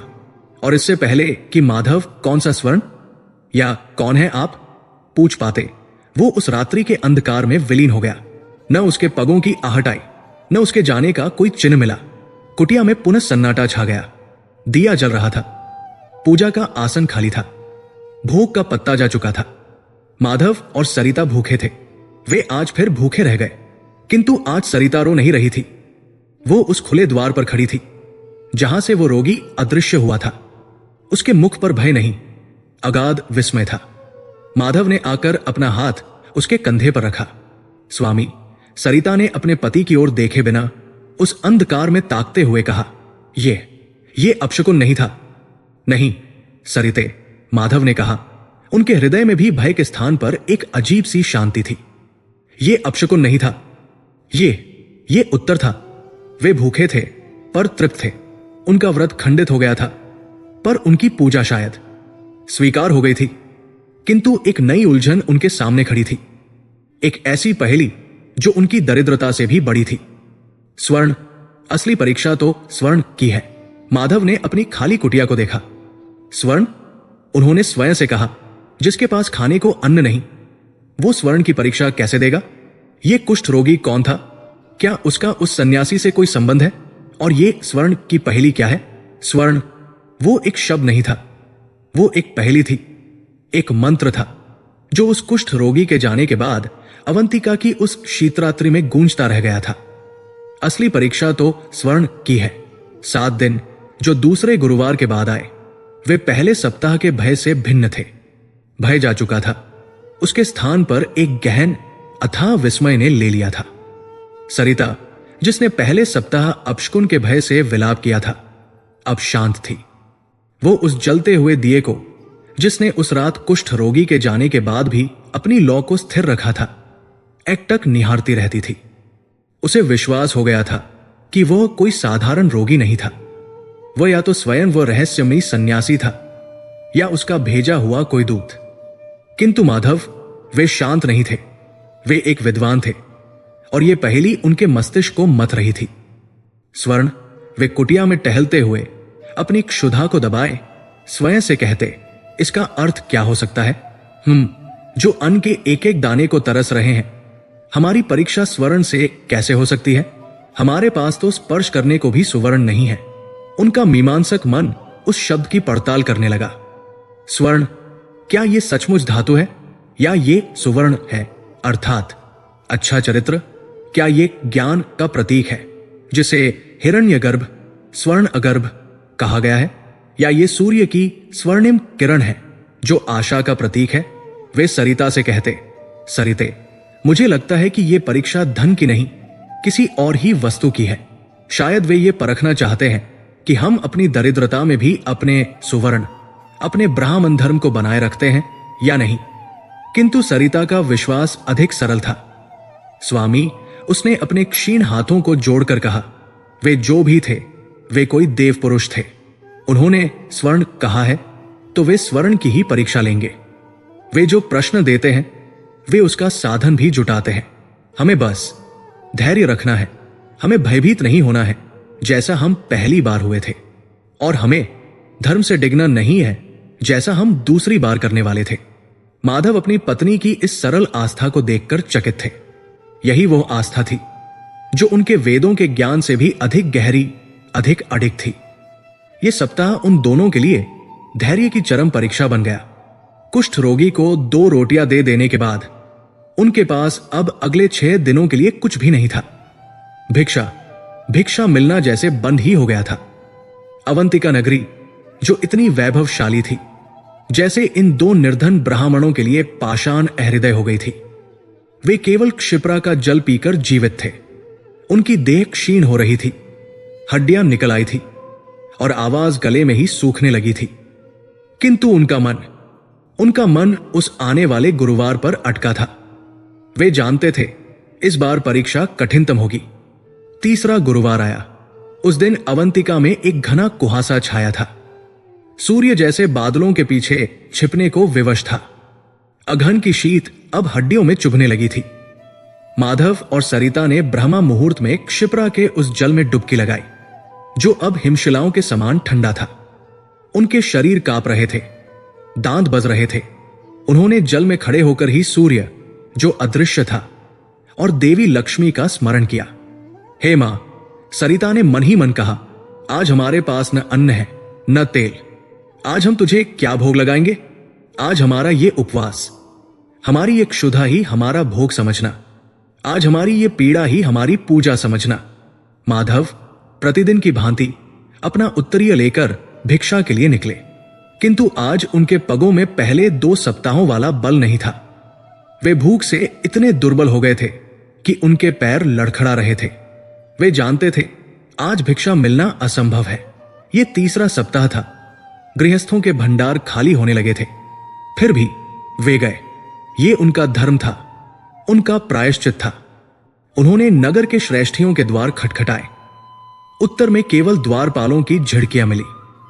पुनः आ गए। सेठ जी ने दान धर्म बंद कर दिया है, आगे बढ़ो। वे उन साधारण गृहस्थों के पास गए जहां से कभी कभार कुछ मिल जाता था। क्षमा करें विप्रवर, घर में बाल बच्चे भूखे हैं, आज हमारे पास ही अन्न नहीं है। वे उस कुम्हार बस्ती में भी गए जहां उस वृद्धा ने उन्हें मुट्ठी भर चावल दिए थे। वो वृद्धा आज अपने चाक पर नहीं थी। वो अपनी झोंपड़ी के बाहर ज्वर में तपती हुई कराह रही थी। माधव ने अपने कमंडलू से उसे जल पिलाया। वृद्धा ने उन्हें अपनी धुंधली आंखों से देखा और कहा, बेटा, आज मेरे पास तुझे देने को आशीर्वाद के सिवा कुछ नहीं है। माधव का हृदय रो उठा। वे उस वृद्धा को कुछ दे नहीं सकते थे, उससे ले क्या सकते थे। दोपहर ढल गई, संध्या होने को आई। माधव का उत्तरीय आज भी पूर्णतः रिक्त था। एक दाना अन्न, एक चुटकी आटा भी नहीं। वे खाली हाथ अपनी दुर्बल देह को घसीटते हुए कुटिया की ओर लौटे। आज उनका मन निराश था। निराशा इस बात की नहीं कि वे भूखे थे, भूख तो अब उनकी संगिनी बन चुकी थी। निराशा इस बात की थी कि आज वे देवी का भोग नहीं लगा सके। आज वे उस कुष्ठ रोगी सन्यासी की परीक्षा में बैठने के पहले ही चरण में विफल हो गए थे। सरिता द्वार पर ही खड़ी थी, उसे पूछने की आवश्यकता नहीं थी। माधव के झुके हुए कंधे और उनका रिक्त उत्तरीय सब कह रहा था, कोई बात नहीं स्वामी। सरिता ने उनके लड़खड़ाते शरीर को सहारा दिया और उन्हें भीतर ले आई। देवी आज हमारी परीक्षा ले रही है, आज हम केवल जल पीकर व्रत रखेंगे। उन्होंने मिलकर उस स्थान को लिपा। आज हल्दी भी नहीं थी, केवल पवित्र जल से भूमि को शुद्ध किया। सरिता ने कहीं से याचना कर सचमुच केवल एक बूंद तेल और एक नन्हा सा सूत का टुकड़ा प्राप्त किया था। उसने दिया प्रज्वलित किया। आज पूजा के आसन पर कुछ नहीं था, न चावल न रोटी, बस वो एक टिमटिमाता दिया और दो उपवासी शरीर। माधव और सरिता हाथ जोड़कर बैठ गए। हे देवी, माधव ने अपने शुष्क कंठ से कहा, आज हम निर्धन अकिंचन आपको अन्न का भोग भी न दे सके। हम अपने अतिथि धर्म के लिए भी कुछ न बचा सके। हमारा ये जल उपवास ही स्वीकार करें, हमारे पूर्वज के पापों को क्षमा करें। दोनों चुपचाप उस दिए की लौ को ताकते हुए बैठे रहे। रात्रि का पहला प्रहर बीता, दूसरा प्रहर बीता। दिया टिमटिमा रहा था, बाहर सन्नाटा घना हो रहा था। कुटिया के भीतर भूख अब एक पीड़ा नहीं, एक अग्नि बन चुकी थी। वो उनके उदर को जला रही थी। माधव को लग रहा था कि वे चेतना खो देंगे। सरिता के मुख पर जो दिए के प्रकाश में पीला दिख रहा था, मृत्यु जैसी शांति थी।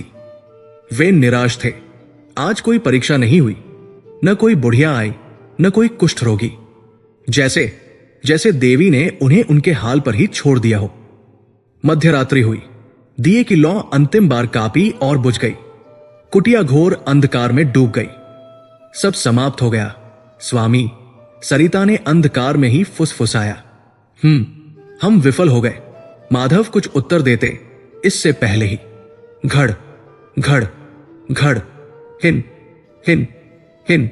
अवंतिका की उस विस्मृत गली में, जहां कभी किसी बैलगाड़ी के पहिए भी नहीं गूंजते थे, आज अश्वों के हिनहिनाने और भारी रथचक्रों की ध्वनि गूंज उठी।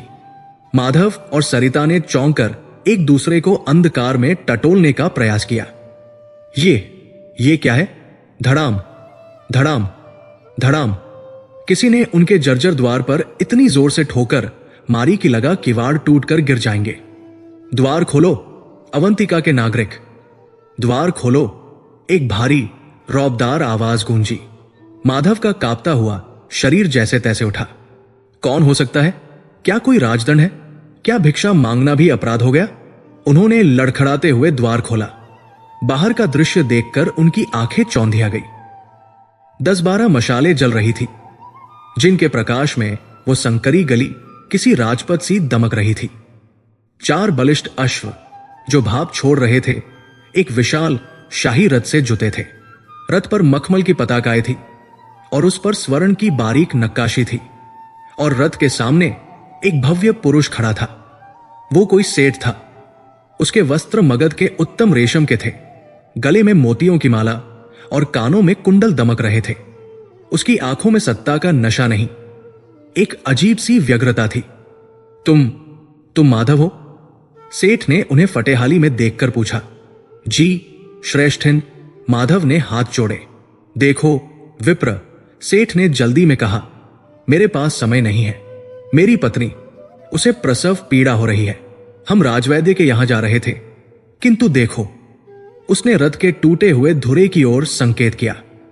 धुरा टूट गया है। बाहर शीत इतनी है कि मेरी पत्नी के प्राण संकट में है। मुझे ये झोंपड़ी चाहिए, अभी, इसी क्षण। माधव कुछ समझ पाते इससे पहले ही सेठ ने अपने एक अनुचर को संकेत किया। अनुचर ने एक भारी चमड़े की थैली सेठ को दी। सेठ ने वो थैली माधव के पैरों के पास फेंक दी। झन झन खन, उस ध्वनि को माधव और सरिता ने अपने जीवन में कभी नहीं सुना था। वो शुद्ध भारी स्वर्ण मुद्राओं की ध्वनि थी। ये स्वर्ण मुद्राओं से भरी थैली है, सेठ ने कहा। इसमें इतना स्वर्ण है कि तुम्हारी 7 पीढ़ियां इस दरिद्रता से मुक्त हो जाएंगी। ये थैली लो और अपनी ये झोंपड़ी खाली कर दो। मुझे अपनी पत्नी को भीतर लाना है। स्वर्ण, वो शब्द, वो पहेली साक्षात उनके चरणों में आकर गिर पड़ी थी। माधव की आंखें उस थैली पर गड़ गई। वो थोड़ी खुली हुई थी और भीतर से दमकती मुद्राएं मशालों के प्रकाश में जैसे उन्हें सम्मोहित कर रही थी। उनके हाथ, वे कांप रहे थे, भूख से नहीं, इस बार प्रलोभन से। स्वर्ण की परीक्षा, कुष्ठ रोगी के शब्द उनके कानों में गूंजे। ये है वो परीक्षा। एक क्षण, बस एक क्षण, और उनकी दरिद्रता का अभिशाप समाप्त हो सकता था। इसी क्षण वे वेदों का अध्ययन कर सकते थे, यज्ञ करा सकते थे, भूखों को भोजन करा सकते थे। ये तो देवी की कृपा है। वो सन्यासी, वो कुष्ठ रोगी, वे सब इसी क्षण के लिए उन्हें तैयार कर रहे थे। ये प्रायश्चित का फल है। माधव का हाथ उस थैली को उठाने के लिए झुका। उनकी उंगलियां उस ठंडे चमड़े को स्पर्श करने ही वाली थी। स्वामी, एक क्षीण किंतु दृढ़ आवाज ने उन्हें रोक दिया। सरिता, जो उनके पीछे अंधकार में खड़ी थी, अब उनके पास आकर खड़ी हो गई। उसके मुख पर भूख की पीलाहट नहीं, एक दिव्य तेज था। उसने उस स्वर्ण की थैली को नहीं, उस सेठ को देखा। स्वामी, उसने पुनः कहा, और उसकी आवाज में एक अटूट निश्चय था। ये अघन का पवित्र मास है। ये हमारा घर है। ये वो स्थान है जहां हम अपनी खंडित पुंडित पूजा ही सही, पर देवी लक्ष्मी का आह्वान करते हैं। ये हमारा लक्ष्मी स्थान है। उसने माधव के कांपते हाथ को अपने ठंडे हाथ से पकड़ लिया। हम अपने घर को, अपने धर्म को बेच नहीं सकते। माधव ने अपनी पत्नी को देखा। फिर सरिता उस सेठ की ओर मुड़ी। उसके घूंघट से झांकती आंखों में भय नहीं, करुणा थी। श्रेष्ठिन, उसने कहा, आपकी पत्नी को प्रसव पीड़ा है। वो इस समय साक्षात देवी का रूप है, और आप इस रात्रि में हमारे अतिथि हैं। उसने माधव का हाथ, जो थैली की ओर बढ़ रहा था, उसे खींचकर अपने हृदय से लगा लिया। हां, उसने सेठ से कहा, अतिथि सत्कार के लिए यह झोंपड़ी आपकी है। आप निसंकोच अपनी पत्नी को भीतर लाए। हमें यह स्वर्ण नहीं चाहिए। एक पल के लिए वो गली निःशब्द हो गई। मशालों की ज्वाला की चटक के अतिरिक्त कोई ध्वनि नहीं थी। सेठ, वो भव्य धनी सेठ, उस दुर्बल उपवास से कांपती स्त्री को अवाक होकर देख रहा था। उसके चेहरे की व्यग्रता लुप्त हो गई थी। वो मुस्कुराया, वही मुस्कान, वही रहस्यमयी भेदक मुस्कान जो उस सन्यासी के मुख पर थी, वही शांति जो उस कुष्ठ रोगी की आंखों में थी। सेठ ने ठहाका नहीं लगाया, वो बस मुस्कुराया। मैं अवंतिका का सबसे धनी व्यापारी हूं, ब्राह्मणी, उसने कहा, और उसकी आवाज अब रौबदार नहीं, मर्मज्ञ हो गई थी। मैंने बड़े बड़े राजाओं को स्वर्ण के लिए धर्म बेचते देखा है, और तुम भूखे पेट इस टूटी झोंपड़ी में स्वर्ण को ठुकरा रही हो। वो झुका, उसने वो स्वर्ण की भारी थैली उठा ली। माधव का दिल एक पल को डूब गया। क्या सरिता ने भूल कर दी? सेठ ने उस थैली को अपने अनुचर को वापस दे दिया। फिर उसने अपनी कमरपेटी से एक छोटी सी थैली निकाली। उसमें से उसने केवल एक स्वर्ण मुद्रा निकाली। वो मुद्रा दमक रही थी, जैसे उसमें सहस्रों सूर्य समाये हों। सेठ ने वो मुद्रा माधव की ओर बढ़ाई। मैं तुम्हारी धर्मनिष्ठा का अपमान नहीं करूंगा। यह थैली तुम्हारे घर का मूल्य थी, जिसे तुमने अस्वीकार कर दिया। किंतु ये एक मुद्रा, ये मूल्य नहीं है। ये तुम्हारे धर्म के लिए, तुम्हारी अतिथि सेवा के लिए एक भेंट है। माधव ने सरिता की ओर देखा। सरिता ने स्वीकृति में अपना सिर हिलाया। भेंट, मूल्य नहीं, भिक्षा। माधव ने अपने कांपते हाथों का दोना बनाकर वो एक स्वर्ण मुद्रा ले ली। वो उनके हाथ पर किसी जलते अंगारे सी महसूस हुई। मेरी पत्नी, सेठ ने अपने रथ की ओर मुड़ते हुए कहा। 2 दासियां एक स्त्री को संभाले हुए उतरी जो पीड़ा से कराह रही थी। सेठ ने उन्हें उस अंधकार भरी झोंपड़ी के भीतर जाने का निर्देश दिया। आप कहां रहेंगे? सेठ ने उन दोनों से पूछा। अतिथि भीतर है स्वामी, सरिता ने कहा। हमारा स्थान बाहर है। सेठ, दासिया और वो प्रसव पीड़ित स्त्री कुटिया के भीतर चले गए और द्वार भीतर से बंद कर लिया गया। माधव और सरिता वे अपनी ही झोंपड़ी से बाहर उस बर्फीली अघन की मध्यरात्रि में बाहर रह गए। वे दोनों एक दूसरे को सहारा देते हुए अपनी ही कुटिया की ठंडी दीवार से सटकर बैठ गए। शीतलहर उनके फटे वस्त्रों को चीरती हुई उनकी अस्थियों तक पहुंच रही थी। वे भूखे थे, वे प्यासे थे, वे ठिठुर रहे थे और अब वे गृहविहीन भी थे। माधव ने अपनी मुट्ठी खोली। उस घने अंधकार में भी वो एक स्वर्ण मुद्रा किसी दिए की भांति टिमटिमा रही थी। उन्होंने स्वर्ण की पूरी थैली ठुकरा दी थी। क्या यह सही निर्णय था? क्या यह मूर्खता थी या यह धर्म था?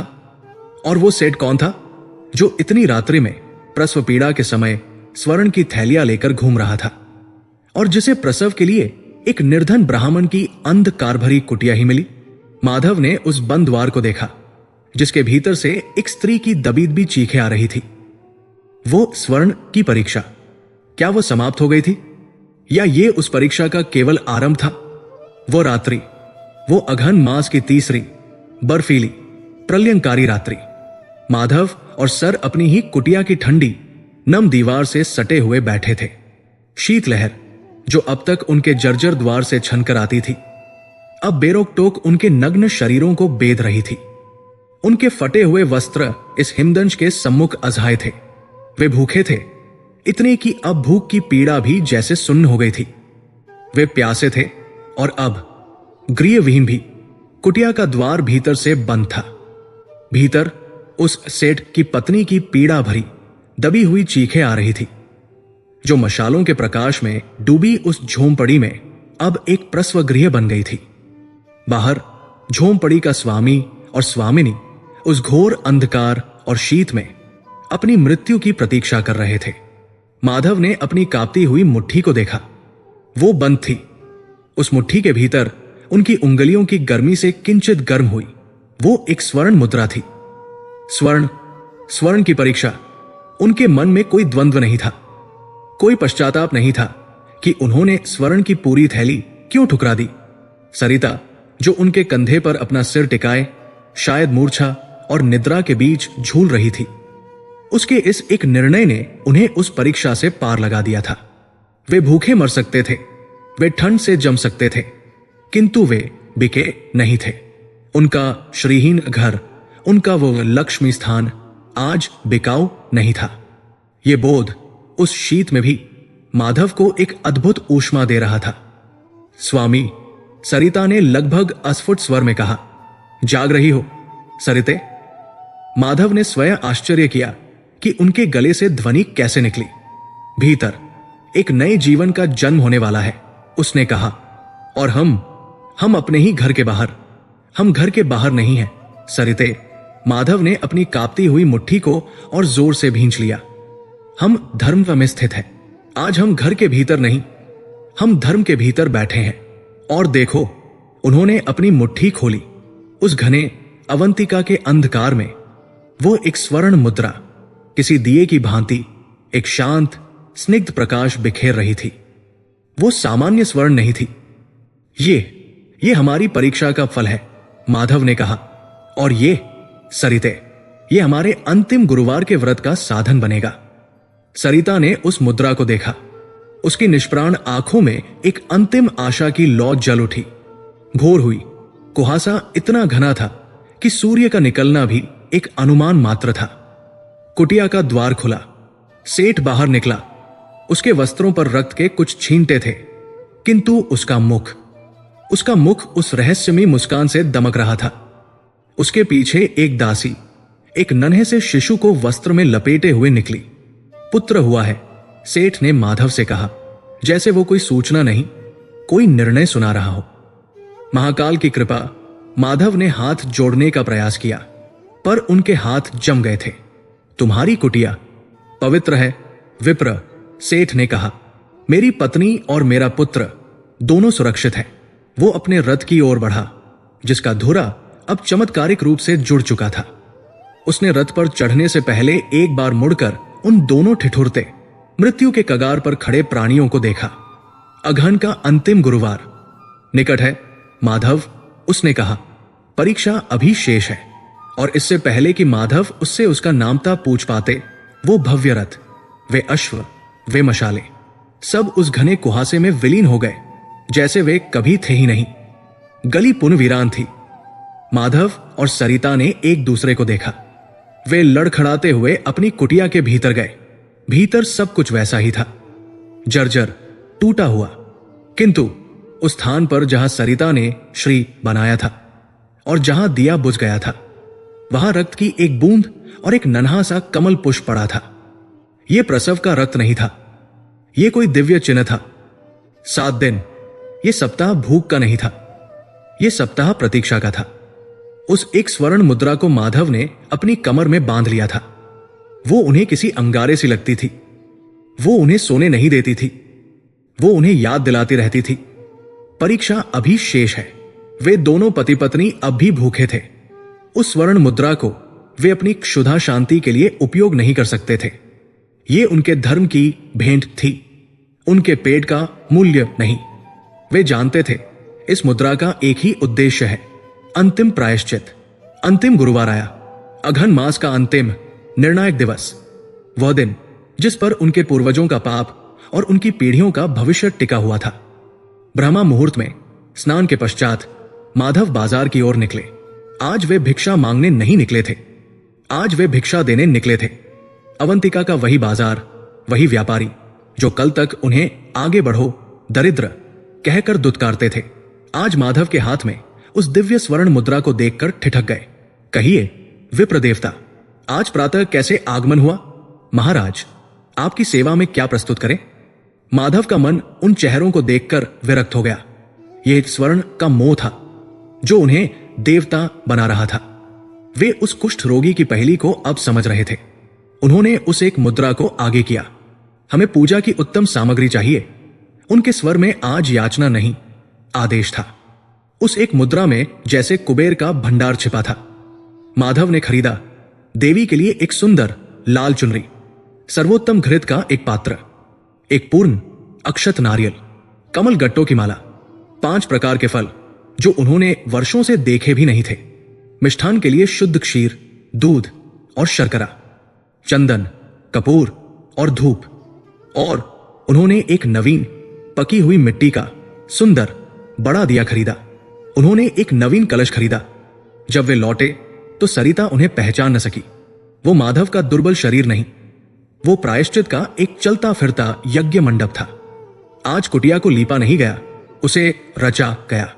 सरिता ने अपने उन दुर्बल हाथों से, उस क्षीर और शर्करा से जीवन की सबसे अद्भुत खीर बनाई। उस खीर की सुगंध उस दरिद्र गली से निकलकर महाकाल के मंदिर तक जा रही थी। माधव ने स्वयं कलश की स्थापना की। संध्या हुई, गोधूली की वो अंतिम वेला। सरिता ने उस नवीन दिए में घृत डाला, नवीन रुई की बाती डाली, टिप, दिया प्रज्वलित हुआ। और वो लौ उस रात कांपी नहीं, वो डरी नहीं। वो एक भाले की भांति सीधी, स्थिर और स्वर्णिम आभा के साथ जल उठी। माधव और सरिता ने देवी का आह्वान किया। आज उनकी पूजा में न भय था, न निराशा। आज उनकी पूजा में न संकोच था, न क्षुधा। आज उनकी पूजा में केवल समर्पण था। पूजा संपन्न हुई, खीर का भोग लगाया गया, नारियल तोड़ा गया, कपूर की आरती हुई, जिसका धूम्र उस कुटिया की छत से निकलकर आकाश में विलीन हो रहा था। सब शांत हो गया।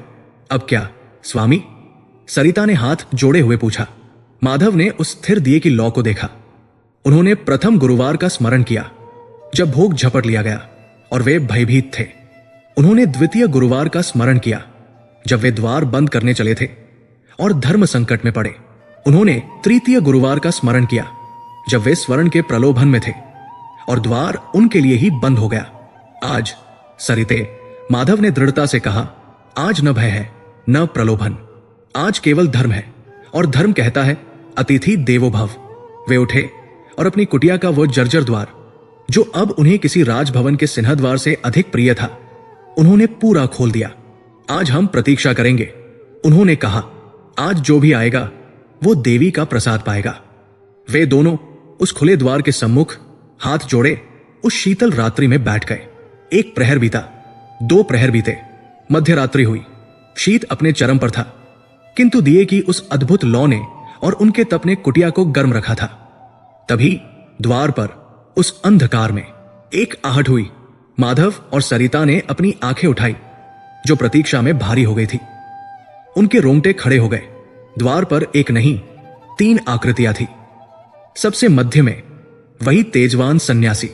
उसका तेज आज सहस्रों सूर्यों के समान था। उसकी जटाएं जैसे आकाश को छू रही थी, और उसकी आंखों में वही भेदक करुणा थी। सन्यासी के दाहिने ओर वो विभत्स बुढ़िया खड़ी थी। वही उलझे बाल, वही चिथड़े, वही सूखी हुई देह। वो आज भी उतनी ही घृणित लग रही थी, किंतु आज वो अट्टहास नहीं कर रही थी। वो बस घूर रही थी। और सन्यासी के बाईं ओर वो कुष्ठ रोगी, उसके घावों से आज भी दुर्गंध आ रही थी। वो अपने क्षतविक्षत शरीर को संभालता हुआ खड़ा था। तीनों, पहला रहस्य, दूसरा विघ्न, तीसरा प्रलोभन, नहीं ज्ञान, कर्म और धर्म, नहीं, वे तीनों, वे एक साथ उस द्वार पर खड़े थे। सरिता की एक दबी हुई चीख निकली। वो माधव के कंधे से चिपक गई। क्या ये अंतिम दंड है? क्या वे तीनों मिलकर उन्हें नष्ट करने आए हैं? माधव का शरीर भी कांप रहा था, किंतु उनका मन आज स्थिर था। वे समझ गए थे ये परीक्षा की अंतिम सम्मिलित घड़ी है। वे अपने स्थान से उठे, सरिता को भी उठाया। वे भयभीत नहीं थे, वे बस विस्मित थे। वे उन तीनों के सम्मुख उस भोग और दिए के मध्य घुटनों के बल बैठ गए। माधव ने अपने हाथ जोड़ लिए। उनकी दृष्टि उन तीनों के चरणों पर थी। प्रभु, उनका स्वर कांप रहा था, किंतु उसमें अटूट श्रद्धा थी। आप जिस भी रूप में पधारे हैं, आप हमारे अतिथि हैं। उन्होंने उस तेजवान सन्यासी को प्रणाम किया। आपने हमें हमारे कुल के पाप का ज्ञान कराया। हम नतमस्तक हैं। उन्होंने उस विभत्स बुढ़िया की ओर देखा। आज उन्हें उससे घृणा नहीं, एक अजीब सी करुणा हो रही थी। हे माते, आपने हमें हमारे भय से परिचित कराया। आपने हमारा दिया बुझाकर हमारी आस्था की लौ को दृढ़ किया। हम नतमस्तक हैं। उन्होंने उस कुष्ठ रोगी की ओर देखा। हे देव, आपने हमारा अहंकार नष्ट किया। आपने हमें अन्न और स्वर्ण का भेद समझाया। आपने हमें धर्म संकट से उबारा। हम नतमस्तक हैं। माधव ने एक गहरी सांस ली। आज उन्होंने उस खीर के पात्र की ओर संकेत किया। हमारे पास यही है जो उस एक स्वर्ण मुद्रा से आया है। यह हमारा अंतिम प्रयास, हमारा अंतिम अर्पण है। हमने वो सब अर्पित कर दिया जो हमारे पास था, हमारा भय, हमारा धर्म और हमारा प्रलोभन। अब हमारे प्राण ही शेष है। सरिता ने अपनी आंखें मूंद ली। प्रभु, हमारे पास जो था हमने अर्पित कर दिया। अब हमारे प्राण ही शेष है। हमारे पूर्वजों के शाप की मुक्ति के लिए यदि हमारी आहुति आवश्यक है तो हम प्रस्तुत हैं। दोनों ने अपना मस्तक भूमि पर टिका दिया। एक गहरा, लंबा, अथाह सन्नाटा छा गया। शीत लहर जैसे रुक गई, समय जैसे ठहर गया। केवल उस दिए की लौ स्थिर जलती रही। और फिर तीनों मुस्कुराए। एक ही मुस्कान, वही रहस्यमयी, शांत, सर्वज्ञाता मुस्कान। उठो माधव, उठो सरिते। सन्यासी की आवाज नहीं गूंजी, वो उनके हृदय में प्रस्फुटित हुई। उन्होंने अपनी आंखें खोली, और जो दृश्य उन्होंने देखा उससे उनकी चेतना ही लुप्त होने को हो गई।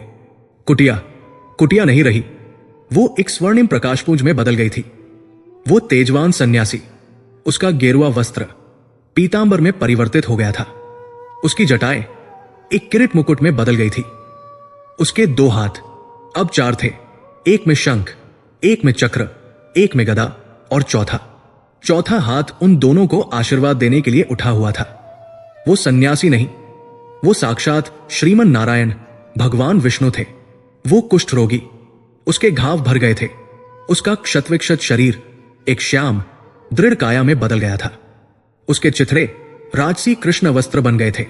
उसके मस्तक पर एक यम मुकुट था, और उसके हाथ में धर्मदंड और पाश। वो कुष्ठ रोगी नहीं, वो साक्षात धर्मराज यम थे, जो न्याय और धर्म के प्रतीक थे। माधव और सरिता ने विष्णु और धर्मराज को देखा। वे विह्वल हो गए, किंतु वो विभत्स बुढ़िया, उसका रूप नहीं बदला, वो अभी भी वही थी। वही उलझे बाल, वही चिथड़े, वही विभत्स काया, किंतु वो जो घृणित थी अब भयावह लग रही थी। उसकी आंखों में अंधकार नहीं, एक शक्ति थी, एक ऐसी नकारात्मक किंतु आदिशक्ति। वो हंसी, एक कर्कश ध्वनि, पहचाना नहीं विप्र, मैं ही वो शाप हूं जिससे तुम भाग रहे थे। वो माधव और सरिता के ठीक सामने आ गई। मैं अलक्ष्मी हूं, उसने कहा, और उस नाम से ही कुटिया का दिया कांप गया। मैं ज्येष्ठा हूं, दरिद्रता की देवी। जहां मेरा वास होता है वहां मेरी भगिनी बहन लक्ष्मी एक क्षण नहीं ठहरती।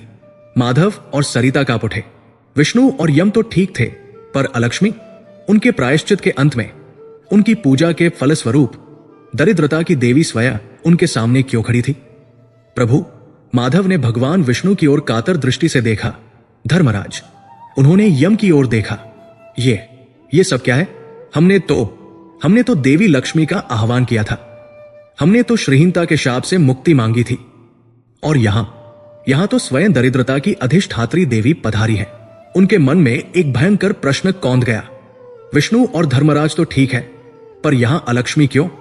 लक्ष्मी कहां है? वो प्रश्न, लक्ष्मी कहां है? उस स्वर्णिम दिव्य प्रकाश में लिपटी कुटिया में एक गूंज बनकर ठहर गया। ये एक प्रश्न नहीं था, ये सदियों का संताप था, पीढ़ियों की पीड़ा थी, एक अभिशप्त कुल की अंतिम हारी हुई पुकार थी। माधव और सरिता, जो उस दिव्यता के विस्फोट से विह्वल थे, उस विभत्स, घृणित किंतु अपरिवर्तित खड़ी अलक्ष्मी को देखकर आतंकित हो उठे। ये क्या हुआ? उनका प्रायश्चित, उनका तप, उनके तीनों गुरुवारों का व्रत, क्या उन सबका फल ये हुआ कि श्रीमन नारायण और धर्मराज तो पधारे, किंतु उनके साथ दरिद्रता की साक्षात देवी भी उनके द्वार पर खड़ी हो गई? क्या शाप मुक्त नहीं हुआ? क्या ये कोई अंतिम भयंकर छल था? प्रभु, माधव के कंठ से एक कातर चीख फूटी। वे विष्णु के चरणों की ओर घिसटते हुए बढ़े।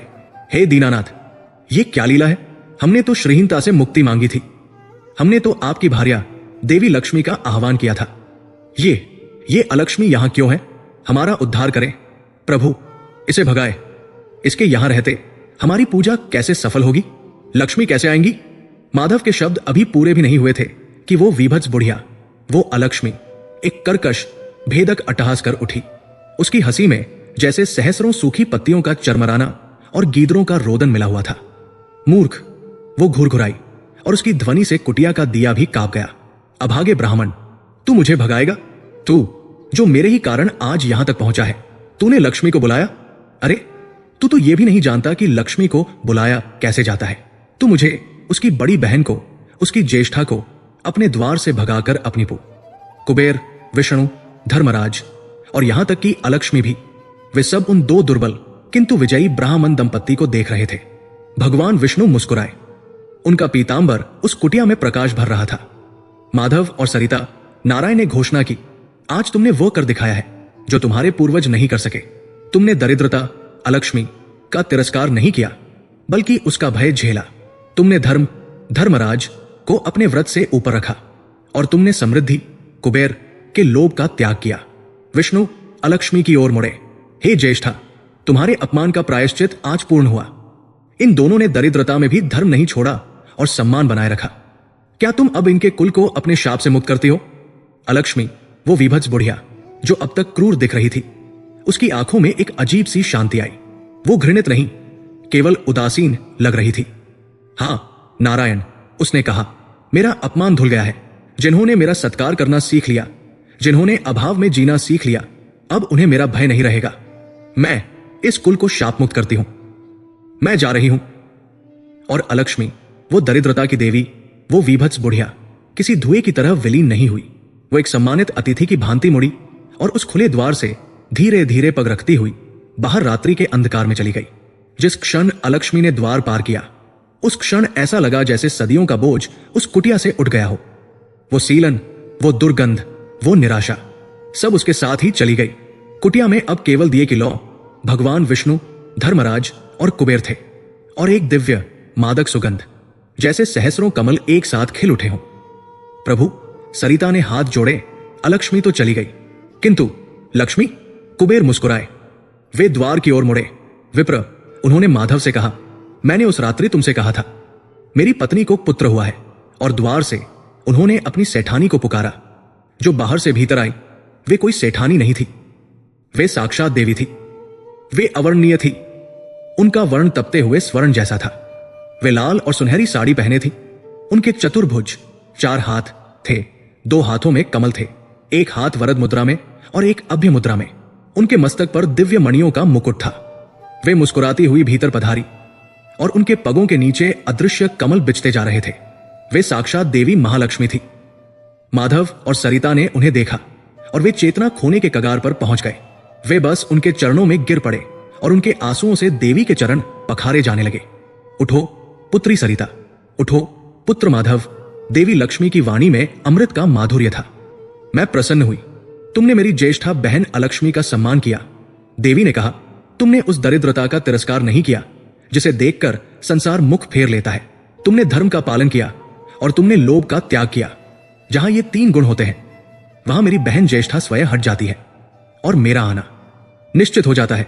देवी लक्ष्मी, जो अब तक द्वार पर खड़ी थी, वे आगे बढ़ी। वे उस दिए और कलश के पास आई जहां माधव और सरिता ने पूजा की थी। आज तक, देवी ने कहा, मैं तुम्हारे कुल से रुष्ट थी। मैं आती थी और चली जाती थी, किंतु आज तुम्हारे इस धर्म पालन से मैं इतनी प्रसन्न हूं कि मैं तुम्हारे घर में स्थिर हमेशा के लिए होने के लिए आ रही हूं। देवी लक्ष्मी ने अपना वरदहस्त उठाया। उनके मुख से मंत्र नहीं, साक्षात श्री सूक्त की ऋचाएं झरने लगी। हिरण्यवर्णा हरिणी सुवर्ण अर् जतस्रजाम, चंद्रा हिरणमयी लक्ष्मी जातवेदो मा आवा। जैसे ही पहली ऋचा गूंजी, एक चमत्कार हुआ। कुटिया की वो फटी हुई ताड़ की छत विलीन हो गई और उसके स्थान पर ऊंची नक्काशीदार छत आ गई। ताम आव जातवेदो लक्ष्मी मंदगामिनी, यस्या हिरण्य विंदेय गामश्व पुरुषानहम। मिट्टी की वे नम दीवारें संगमरमर की हो गई। भूमि पर मखमली कालीन बिछ गए। पद्मान्य पद्म ऊरु पद्माक्षी पद्म संभवे, तन्मे भत्सी पद्माक्षी येन सौख्य लभाम्य है। वो एक दिया सहस्रों मणि दीपकों में बदल गया। कुटिया एक भव्य प्रासाद महल में परिवर्तित हो गई। माधव और सरिता के जीर्ण शीर्ण वस्त्र दिव्य रेशमी पीतांबर और शालू में बदल गए। उनके क्षुधा पीड़ित दुर्बल शरीर स्वस्थ और कांतिवान हो गए। उनकी रसोई, जो एक दाने को तरसती थी, वो अन्न, फल, मिष्ठान्न और दुग्ध के भंडार से भर गई। शाप मुक्त हो गया था। भगवान विष्णु, देवी लक्ष्मी, धर्मराज और कुबेर ने उन दोनों को एक साथ आशीर्वाद दिया, तुम्हारा कल्याण हो, तुम्हारा धर्म और तुम्हारी समृद्धि सदा स्थिर रहे। और वे चारों दिव्य आकृतियां उस प्रकाश में विलीन हो गई। माधव और सरिता उस भव्य महल में उस अपार ऐश्वर्य के मध्य अकेले खड़े थे, किंतु उनकी दृष्टि ऐश्वर्य पर नहीं, एक दूसरे की आंखों में बहते आनंद अश्रुओं पर थी। उसी क्षण कथावाचक का स्वर गूंजता है। इसीलिए कहते हैं, जो अघन मास में और विशेषकर गुरुवार के दिन अपने द्वार पर आए किसी भी रूप का, चाहे वो विभत्स बुढ़िया अलक्ष्मी हो, चाहे वो कुष्ठ रोगी धर्म हो, या चाहे वो स्वर्ण देने वाला सेठ लोभ हो, तिरस्कार नहीं करता। और जो सत्य एवं धर्म का पालन करता है, उसके घर में देवी लक्ष्मी अपनी बड़ी बहन अलक्ष के साथ स्थिर वास करती है, क्योंकि लक्ष्मी वहीं स्थिर होती है जहां अलक्ष्मी, दरिद्रता और दुर्भाग्य का भी सम्मान होता है। जो मनुष्य अपने बुरे समय में धर्म नहीं छोड़ता और अच्छे समय में लोभ नहीं करता, वो जीवन में कभी दरिद्र नहीं रहता।